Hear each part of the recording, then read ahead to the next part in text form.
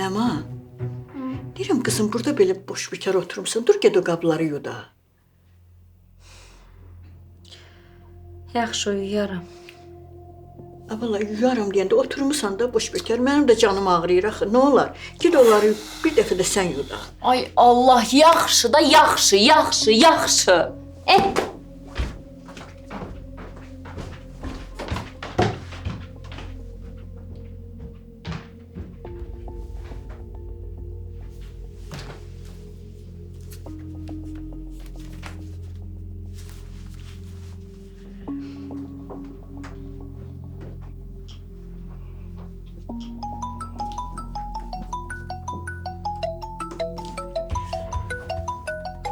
Kişi de her defa telefonu yadından çıkartıp koyurdu burada.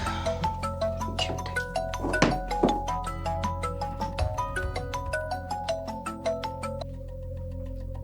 Alo Cahangir, sən Allah bu saat narahat elədiyim üçün üzr istəyirəm. Amma Ləmandan yaman nigaranam. Deyəsən Ləmanla Toğrul dalaşıblar.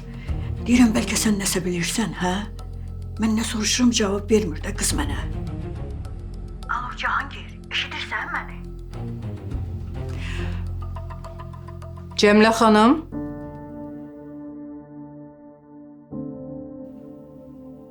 Cihangir yoktu. Xavər xanım, axşamınız xeyir. Vallahi mən Toğrul'la Ləmana görə narahat oldum. Ona görə zəng elədim.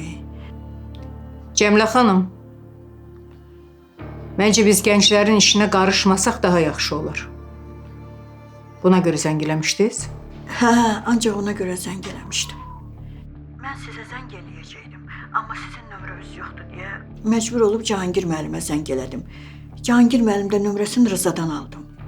Bence bu mövzuları, belə məsələləri iki xanım öz aramızda danışsaq daha yaxşı olar. Yox, Cemile Hanım. Hə, düz deyirsiz. Başka bir sözünüz yoksa sağollaşaq. Yox, sağ olun. Siz Allah üzürlü sayın məni. Bağışlayın, narahat elədim.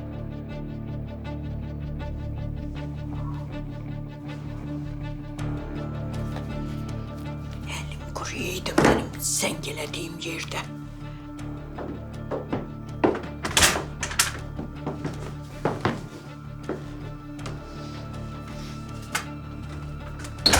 Zəng gəlmişdi. Bəli, Kimdən?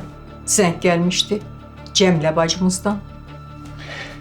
Nə istirdi Cəmilə bacın? Hə, bacım. Onu üzündən zəng eləyib soruşarsan Cemile bacımın. Başda. Amma bizə lazım olan məsələləri ikimiz öz aramızda danışıb həll elədik. Lab yaxşı.